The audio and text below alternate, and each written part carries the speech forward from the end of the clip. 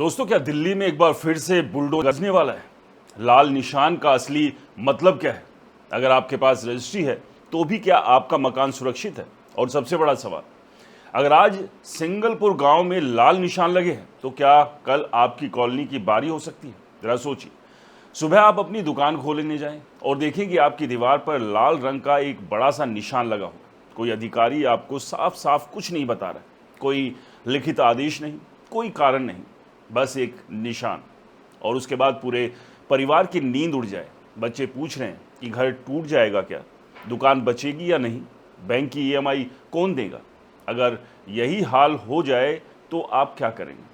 दोस्तों, आज दिल्ली के शालीमार बाग विधानसभा क्षेत्र के सिंगलपुर गांव में ठीक यही डर लोगों के चेहरे पर दिखाई दे रहा। सबसे दिलचस्प बात यह है कि ये कोई अवैध झुग्गी बस्ती नहीं जहां लोग बिना किसी कारण के रह रहे हैं। यहाँ कई परिवार दावा कर रहे हैं कि उनके पास 1965 से 66 की रजिस्ट्री है, पुरानी सेल डीड है, फर्द है, राजस्व रिकॉर्ड है और वो चौथी पीढ़ी से वहीं रह रहे हैं। फिर भी मकानों और दुकानों पर लाल निशान लग गए। आखिर क्यों? क्या केवल निशान लगने का मतलब बुलडोजर होता है या इसके पीछे कोई बड़ी कानूनी प्रक्रिया चल रही है?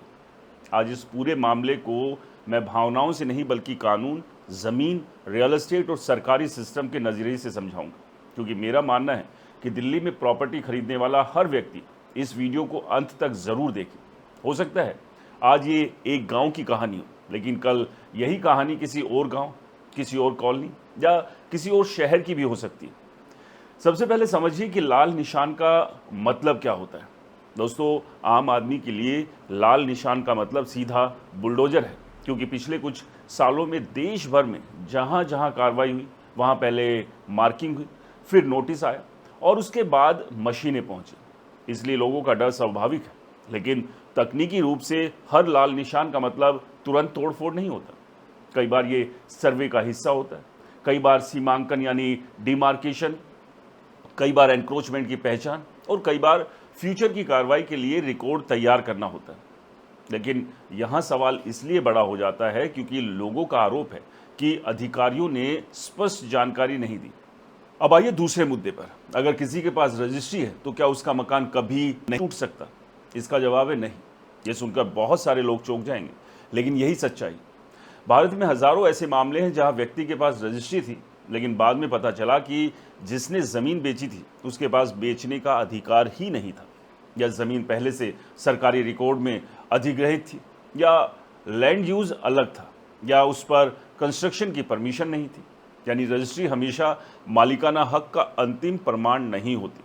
रजिस्ट्री केवल ये साबित करती है कि एक व्यक्ति ने दूसरे व्यक्ति से डॉक्यूमेंट के आधार पर खरीद फरोख्त की, लेकिन अगर मूल मालिक हक ही विवादित हो तो मामला कोर्ट तक जा सकता है। अब सवाल आता है कि लोग 1965-66 की सेल डीड और फर्द दिखा रहे हैं, तो फिर विवाद कहाँ से आ गया? यहीं पर दिल्ली की ज़मीन का इतिहास समझना ज़रूरी है।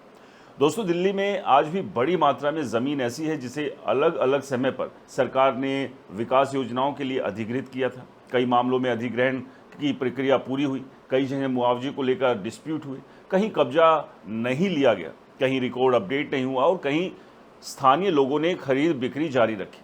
बाद में जब विकास एजेंसी जैसे डीडीए अपनी ज़मीन वापस चिन्हित करती है तो विवाद खड़ा हो जाता है। यही कारण है कि दिल्ली में ज़मीन के हज़ारों मामले सालों से अदालतों में पेंडिंग पड़े हुए हैं। उपलब्ध न्यायिक आंकड़ों के अनुसार दिल्ली में ज़मीन और संपत्ति से जुड़े हज़ारों मुकदमे अलग अलग अदालतों में चल रहे हैं। अब आइए एमसीडी और डीडीए की भूमिका समझते हैं। बहुत लोग दोनों को एक ही समझ लेते हैं, लेकिन दोनों का काम अलग है। एमसीडी यानी नगर निगम मुख्य रूप से भवन निर्माण, नक्शा, बिल्डिंग बायलॉज और कंस्ट्रक्शन नियमों को देखता है। यदि उसने नोटिस दिया कि कंस्ट्रक्शन इलीगल है या नक्शा मंजूर नहीं हुआ है तो उसका विषय भवन है। दूसरी ओर डीडीए ज़मीन का मालिकाना, लैंड मैनेजमेंट और विकास योजनाओं से जुड़ा डिपार्टमेंट है। यानी एक संस्था पूछ सकती है कि आपने मकान नियमों के अनुसार बनाया या नहीं, और दूसरी पूछ सकती है कि ज़मीन आपकी है भी या नहीं। यही वजह है कि सिंगलपुर के लोगों पर दोहरी चुनौती दिखाई दे रही है। एक तरफ एमसीडी के नोटिस है और दूसरी तरफ डीडीए की मार्किंग। अब यहाँ एक बहुत बड़ा सवाल पैदा होता है, अगर पूरे इलाकों में सालों से मकान बने हुए हैं तो अचानक कार्रवाई क्यों? ये सवाल केवल एक गांव का नहीं बल्कि पूरे देश में अक्सर पूछा जाता है। इसका जवाब कई कारणों में छिपा हो सकता है। कभी सड़क चौड़ीकरण, कभी मास्टर प्लान, कभी भूमि पुनः प्राप्ति, कभी न्यायालय के आदेश, कभी शिकायत और कभी सरकारी परियोजनाएं। बिना आधिकारिक आदेश देखे अंतिम निष्कर्ष निकालना सही नहीं होगा, लेकिन ट्रांसपेरेंसी की कमी हमेशा लोगों में डर पैदा करती है। दोस्तों, मेरा मानना है कि किसी भी सरकारी एजेंसी को यदि सर्वे करना है तो लोगों को स्पष्ट लिखित जानकारी देनी चाहिए कि सर्वे की किस उद्देश्य से हो रहा है। इससे अफवाह नहीं फैलती। अब थोड़ा रियल एस्टेट के नज़रिए से समझिए। मान लीजिए आपने एक दुकान खरीदी, आपके पास रजिस्ट्री भी है, लेकिन आपने कभी ये नहीं जांचा कि ज़मीन फ्री होल्ड है या लीज होल्ड, अधिकृत है या नहीं, मास्टर प्लान में उसका उपयोग क्या है, बिल्डिंग प्लान स्वीकृत है या नहीं, संपत्ति पर कोई मुकदमा तो नहीं चल रहा।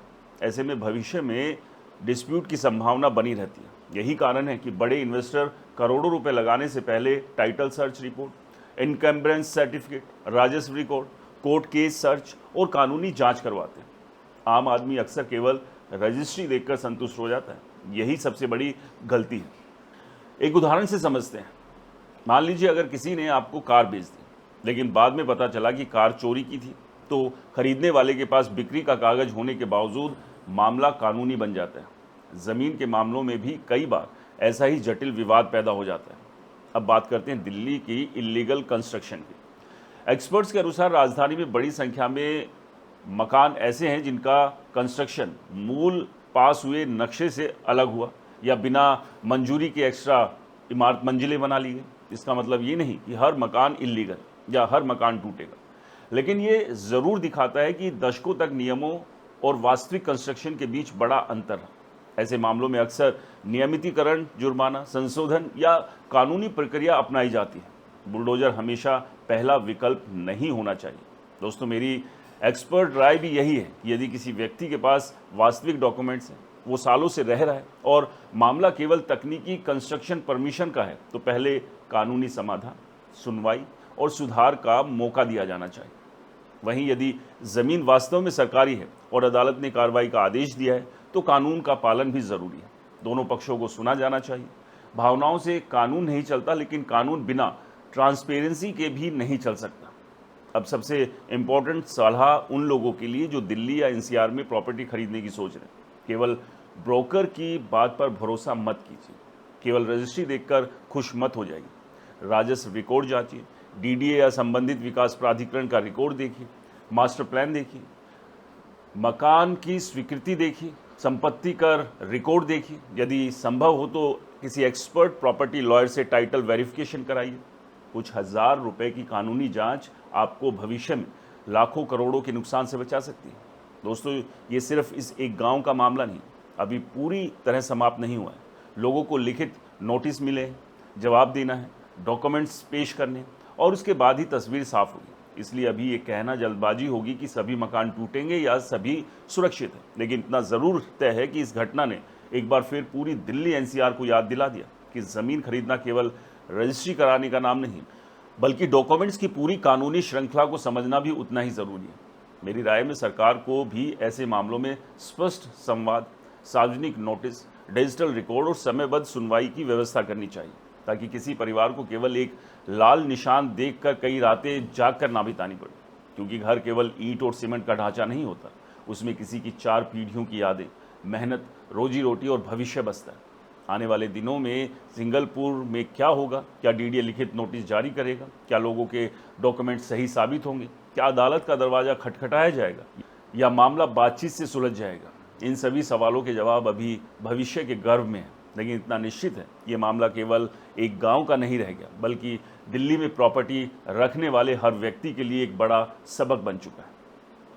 दोस्तों, क्या आपने जो प्रॉपर्टी खरीदी है उसके सभी डॉक्यूमेंट्स कभी चेक किए, या फिर रजिस्ट्री को देखकर ही आप खुश हैं कि आप पूरी तरह से उस प्रॉपर्टी के मालिक हैं? अगर आपने बाकी डॉक्यूमेंट्स चेक नहीं किए हैं तो उन्हें तुरंत चेक कीजिए, क्योंकि कुछ नहीं पता कि 10 साल 15 साल बाद कोई नोटिस आपके दरवाजे पर भी दस्तक देने आ जाए। दोस्तों, अपनी राय कमेंट बॉक्स में ज़रूर बताएं। वीडियो पसंद आया तो इसे लाइक करें, अपने चाहने वाले परिवार दोस्तों के साथ शेयर करें, ताकि वो भी प्रॉपर्टी को लेकर जागरूक रहें और अपने लाखों करोड़ों रुपए डूबने से बचा सकें। और आपके अपने चैनल रिपोर्टर जी को सब्सक्राइब और फॉलो करना बिल्कुल ना भूलें। मिलते हैं रियल एस्टेट से जुड़ी किसी दूसरी खबर के साथ अगले वीडियो में। तब तक के लिए नमस्कार, जय हिंद।